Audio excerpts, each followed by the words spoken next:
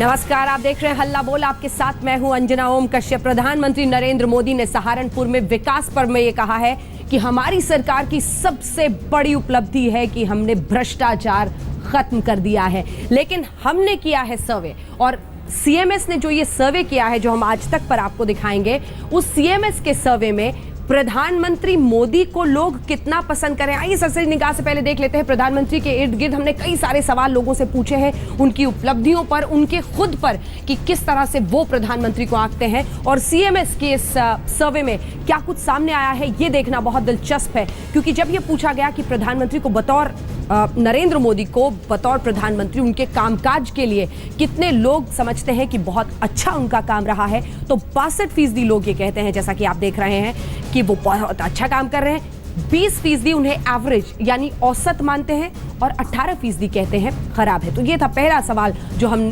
CMS ने इस सर्वे में उनसे पूछा है। प्रधानमंत्री के इर्द गिर्द जो बड़ा सवाल अगला हमने उनसे पूछा वो ये था कि अगर 2019 में फिर आप वोट डालने के लिए जाते हैं तो क्या आप फिर से प्रधानमंत्री नरेंद्र मोदी को ही देखना चाहेंगे?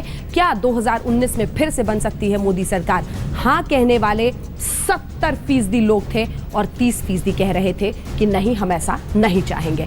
फिर जो अगला सवाल सीएमएस ने इस सर्वे में दागा है वो ये है कि मोदी सरकार की उपलब्धियों में आप कौन सी चीज को सबसे ऊपर आंकते हैं? आपको क्या लगता है क्या उपलब्धि है? तो देश की पूरे विश्व में छवि बनाना, जो कि प्रधानमंत्री खुद भी कहते हैं कि उनका एक बड़ा लक्ष्य है, 33% लोग कहते हैं कि उस छवि में सुधार हुआ है। 14% कहते हैं प्रशासनिक सुधार। दोनों को मानते हैं 36%, और कुछ नहीं कहने वाले भी 17% हैं कि उपलब्धि शून्य है अभी तक 2 साल में, 5 सालों में से। अगला जो सवाल सीएमएस ने इस सर्वे में किया है लोगों से, उस पर भी नजर डालते हैं और आपको बताते हैं कि जो अगला सवाल उनकी तरफ से दागा गया वो ये था कि क्या अपने वादे पूरे करने में प्रधानमंत्री कामयाब रहे हैं? जब मोदी सरकार के वादा पूरा करने पर सवाल पूछा गया तो 33% कह रहे हैं हाँ, वादे पूरे किए गए हैं। लेकिन कुछ हद तक कहने वाले ज्यादा लोग हैं, 48% कहते हैं कि कुछ हद तक हुआ है। नहीं कहने वाले भी हैं, और वो 19% लोग हैं। अगला सवाल जो सीएमएस के सर्वे में सामने रखा गया वो ये था कि 2 साल में क्या भ्रष्टाचार वाकई कम हुआ है? वही उपलब्धि जिसको सरकार में प्रधानमंत्री से लेकर हर मंत्री सबसे पहले गिनाता है। कम हुआ कहने वाले 44% हैं, जबकि 24% कहते हैं कि नहीं, भ्रष्टाचार बढ़ा है। अगला सवाल, जीवन स्तर में क्या सुधार हुआ है? अच्छे दिन का वादा, बदलाव नहीं हुआ है, ये 49% कहते हैं, और गिरावट है जीवन स्तर में, ये कहने वाले भी हैं 15%। अगला सवाल जो सीएमएस के सर्वे में पूछा गया वो ये था कि मोदी सरकार में व्यापार करना क्या आसान हुआ? ईज ऑफ डूइंग बिजनेस, जो आपने बहुत सुना होगा एक वक्त पर, बहुत हद तक कहने वाले 33% हैं। लेकिन जो बड़ा आंकड़ा है 51% का, वो आप देख रहे हैं, कहते हैं कुछ हद तक ही ये मुमकिन हो पाया है, और कई लोग हैं जो मानते हैं ये नहीं हुआ है। योजनाएं कितनी कामयाब, जो फ्लैगशिप प्रोग्राम, जो बड़ी योजनाएं सरकार की तरफ से गिनाई, जनधन योजना जिसका बखान हर जगह होता है, 36% मानते हैं। स्वच्छ भारत 32% ही मानते हैं। विदेशी निवेश एक हिंदुस्तान की अर्थव्यवस्था को देखें तो उसके नजरिए से महत्वपूर्ण, 23% सिर्फ उस पर हाथ रखते हैं। मोदी सरकार की नाकामियों को गिनाने में महंगाई जैसे मुद्दे, उन्हें मुद्दे बताए गए। महंगाई जैसा मुद्दा 32%, रोजगार 29%, काला धन के मुद्दे पर 26% लोगों ने इन्हें नाकामी के रूप में गिनाया है। तो ये है वो सवाल जो हमने मोदी सरकार के इर्द गिर्द सर्वे पे किया था। कई खास मेहमान हमारे साथ इस चर्चा में जुड़ रहे हैं, आपका परिचय उनसे करा देते हैं। शाहनवाज हुसैन साहब जो कि प्रवक्ता हैं भारतीय जनता पार्टी के, वो हमारे साथ जुड़ गए हैं इस वक्त। हमारे साथ प्रदीप जैन आदित्य साहब जो कांग्रेस पार्टी की तरफ से हैं, वो जुड़ गए हैं, और इसी के साथ पीएन वसंती जी जो कि डीजी हैं सीएमएस के, वो हमारे साथ जुड़ गए हैं, और इसी के साथ राजदीप सरदेसाई हमारे सहयोगी जुड़ रहे हैं। राजदीप, आप यहाँ पर आ जाइए। चर्चा की शुरुआत करते हैं। बहुत दिलचस्प होगा ये सब कुछ देखना और समझना कि क्या और किस तरह से लोग आते हैं। सबसे पहले शाहनवाज हुसैन साहब, 60 से जरा ऊपर है, प्रधानमंत्री के साथ हैं लोग, कहते हैं कि उन्हें ही प्रधानमंत्री के रूप में देखना चाहेंगे, क्या कहेंगे आप इस पर? देखिए, प्रधानमंत्री जी की साख बढ़ी है। बहुत कम हुआ है कि 2 साल के बाद किसी नेता की साख इतनी तेजी से बढ़ी हो, और प्रधानमंत्री की साख बढ़ी है। प्रधानमंत्री के बात पर विश्वास बढ़ा है। सर्वे का सैंपल आपका जो भी हो, लेकिन प्रधानमंत्री की बात पर 1 करोड़ लोगों ने गैस सब्सिडी छोड़ दी। आप इससे अंदाज़ा कर सकते हैं कि प्रधानमंत्री की बात पर भरोसा कितना है।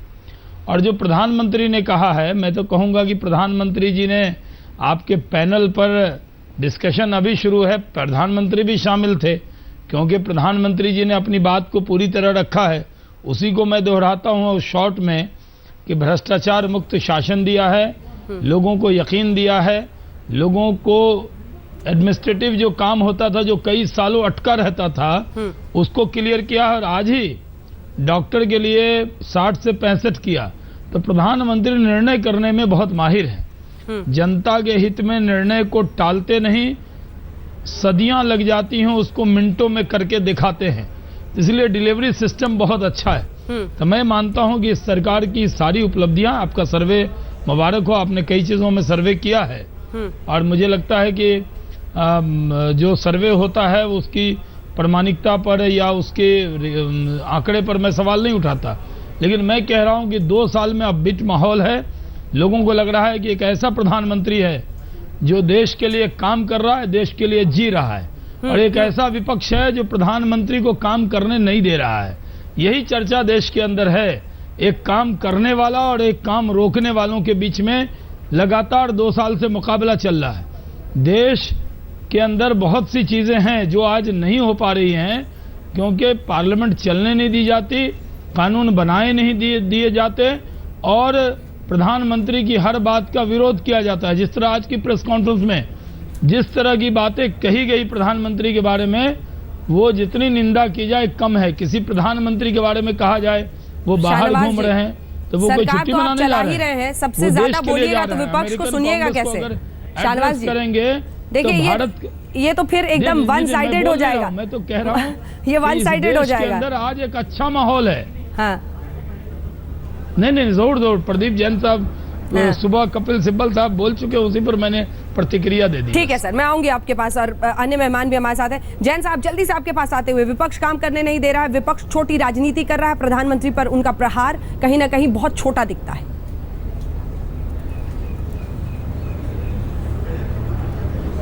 मैं समझता हूं कि पूरे देश के अंदर सबसे संवेदनहीन सरकार पहली बार देश में आई है। 11 राज्यों में सूखा है। मैं बुंदेलखंड से आता हूं, प्रतिदिन कम से कम 10 किसान आत्महत्या कर रहे हैं। पूरे देश के अंदर 25 किसान प्रतिदिन आत्महत्या कर रहे हैं। इनका 1500 करोड़ रुपए का विज्ञापन हुआ, उसमें सबसे अंतिम पे किसान है। किसानों के लिए जुमलेबाजी से कुछ होने वाला नहीं है। सहारनपुर गए प्रधानमंत्री जी, बुंदेलखंड क्यों नहीं गए? क्यों हिम्मत नहीं पड़ती? खाली ट्रेन भेजते हैं। आज आप देखिए स्वच्छता अभियान में जितना पैसा 15 और 16 में खर्च हुआ, उतना 2014 के अंदर यूपीए सरकार ने किया था। सारे इनके अभियान फेल हैं। मार्केटिंग करने से, जुमलेबाजी करने से, इलेक्शन मोड में रहने से जनता को कुछ नहीं मिल रहा। ठीक है, एक सट्टेबाजी। मैं आऊंगी सर, मैं आऊंगी। नहीं, मैं रुकूंगी, आपको रोकूंगी सर, वक्त की कमी रहती है। 2.5 करोड़ लोग बेरोजगार हैं। नहीं है, एक झूठा शेर दिखाकर, एक प्रवचन देकर, लोगों को बरगलाकर ये ज्यादा दिन तक देश को जुमलेबाजी में बांट नहीं सकते। लेकिन ये भी समझना होगा जैन साहब, पता नहीं आप जहाँ बैठे हैं वहाँ कोई टीवी है या नहीं? जैन साहब, पता नहीं वहाँ टीवी है या नहीं, लेकिन हमने आपको आंकड़े बताए हैं और ये आंकड़े दरअसल कांग्रेस पार्टी को परेशान करने चाहिए। मैं समझ नहीं पा रही कि आप क्यों अभी भी सोचते हैं कि सिर्फ प्रहार मोड से कुछ हो पाएगा।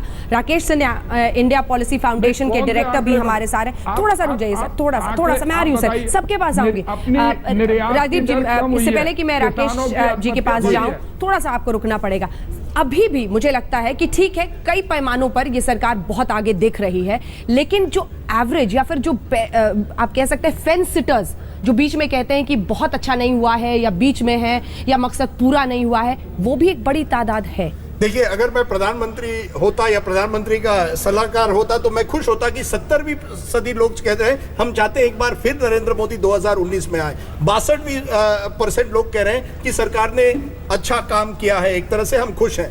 लेकिन जब लोगों को पूछा गया कि क्या आपकी जिंदगी में कोई बदलाव आया है, तो 49वीं सदी लोग कह रहे हैं नहीं, कोई बदलाव नहीं आया। 15वीं सदी लोग कह रहे हैं कि और भी खराब हुआ है। यानी 64% लोग कह रहे हैं या तो कोई बदलाव नहीं आया है या स्थिति और भी खराब हुई है। यानी अच्छे दिन का जो वादा था, अच्छे दिन अभी तक नहीं आए।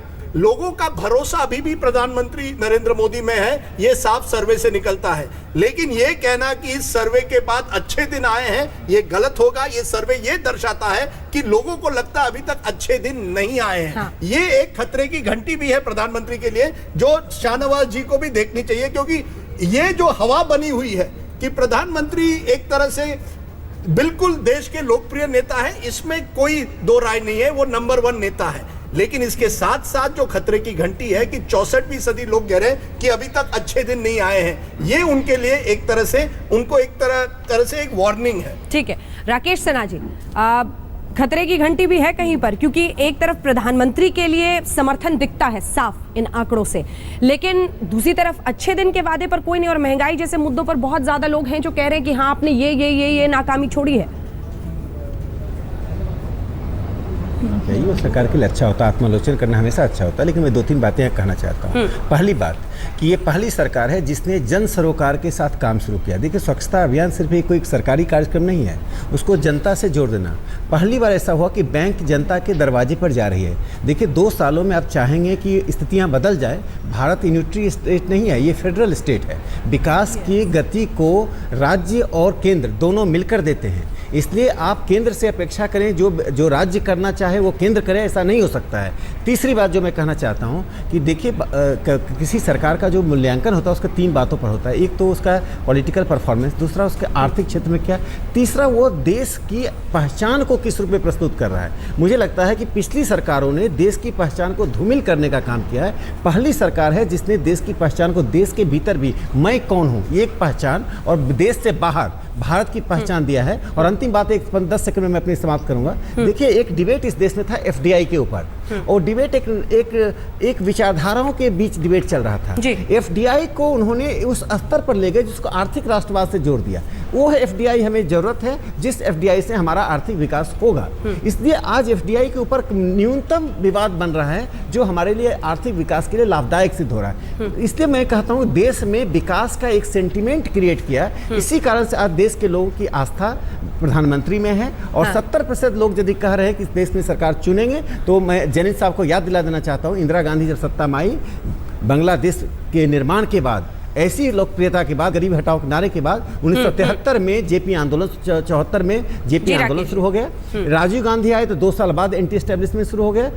मनमोहन सिंह जी के आने के 2 साल बाद जो सर्वे हुआ, देख लीजिए क्या था। इससे मुझे लगता है कि यह सर्वे कुछ यथा वस्तु स्थिति को दिखाता है, और वो स्थिति सकारात्मक है। आप मिथ्या भाषण कर रहे हैं। आप चाहे इंदिरा जी के बारे में देखें, राजीव जी के बारे में देखें, और मनमोहन सिंह जी के बारे में देखें, आप मिथ्या भाषण कर रहे हैं। मैं एक बार वसंती जी के पास आती हूँ। सर, राकेश जी जरा सा रुक जाइए। वसंती जी, मैं चाहती हूँ कि चूंकि ये सर्वे आप लोगों ने कराया है, जो मुख्य बिंदु इसके हैं और क्या वाकई इसमें नब्ज है जनता की, कैसे समझाएंगी? हाँ, थैंक यू मेरे को आपको अपॉर्चुनिटी देने के लिए। पहले तो मैं राजदीप जी से सहमत नहीं हूँ कि ये अच्छे दिन की कोई असेसमेंट है। ये असेसमेंट जो हमने सीएमएस के द्वारा करी है, ये गवर्नेंस का और मोदी गवर्नमेंट का, एनडीए गवर्नमेंट का क्या परफॉर्मेंस रहा है। 20 मिनिस्ट्रीज और 20 मिनिस्टर्स का भी हमने असेसमेंट किया है। हमारा ये ख्याल था कि 2 साल में आप रिपोर्ट कार्ड नहीं दे सकते हैं, ये बहुत क्लियर है। बट ये क्लियर है कि हम देख सकते हैं कि क्या डायरेक्शंस है, कहाँ गलतियाँ हो रही हैं, क्या नया चीज करने की जरूरत है, ताकि चीजों जो प्रॉमिस किया है उसको डिलीवर करें।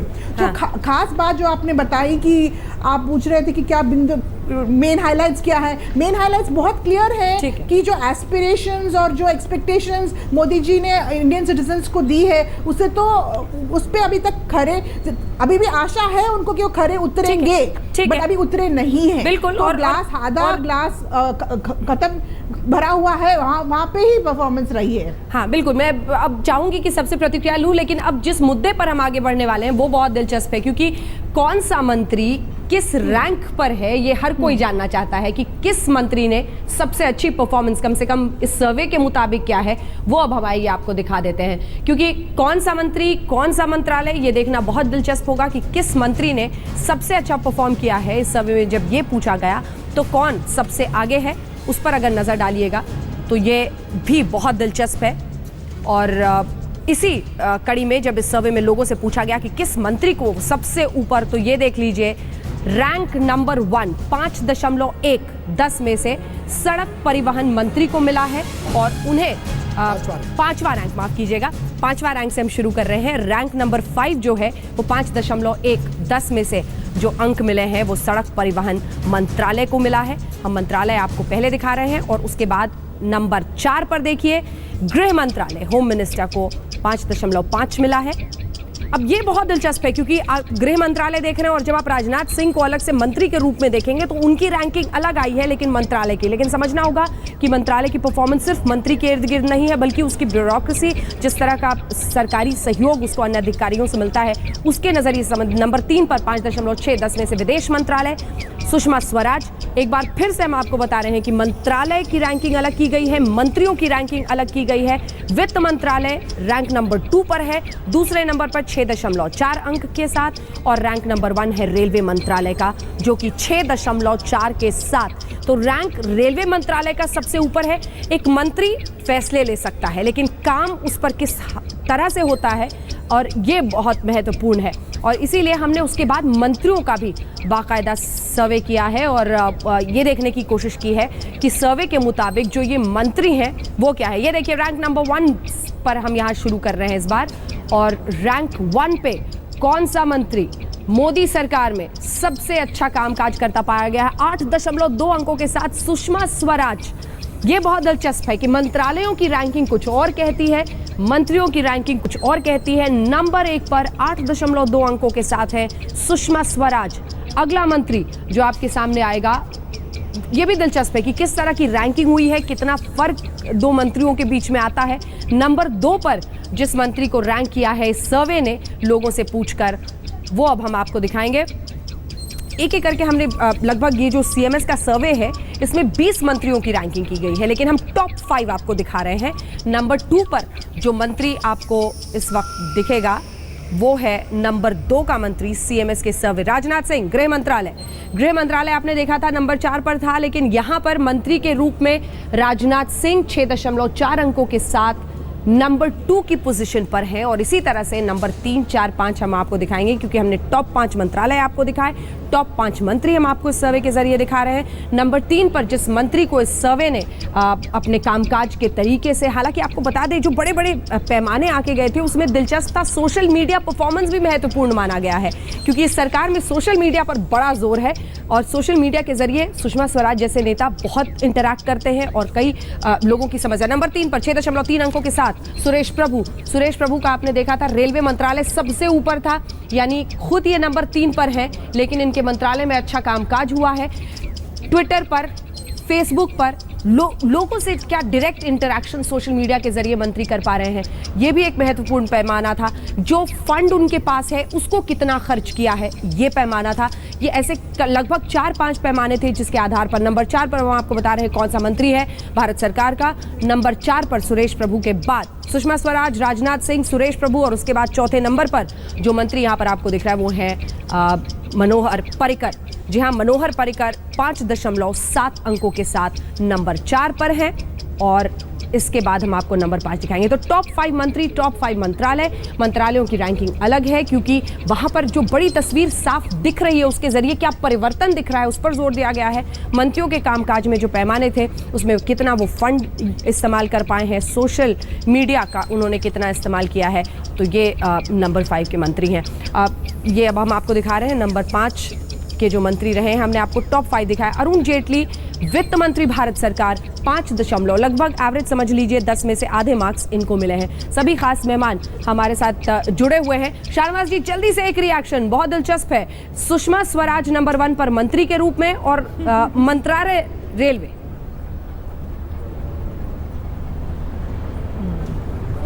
देखिए, ये आपका सर्वे है, बड़ा स्वागत योग्य है, लेकिन हमारे सारे मंत्री पूरी मेहनत कर रहे हैं और इसमें आपने सोशल मीडिया का भी पैमाना लिया है। सुषमा जी ने बेहतरीन काम किया है, अरुण जी ने बेहतरीन काम किया है, राजनाथ जी ने बेहतरीन काम किया है, मनोहर पर्रिकर जी कर रहे हैं, सुरेश प्रभु कर रहे हैं, ये सब लोग मिलकर काम कर रहे हैं।